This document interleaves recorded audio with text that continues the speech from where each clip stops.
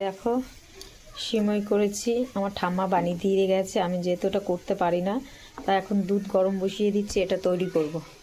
তা দেখতে থাকো কিভাবে তৈরি করি। এই যে বন্ধুরা, রান্না কমপ্লিট। সিমই না, এটা কি বলে জানি, চুষি পিঠা বলে, ভুল বললাম, চুষি পিঠা বলে।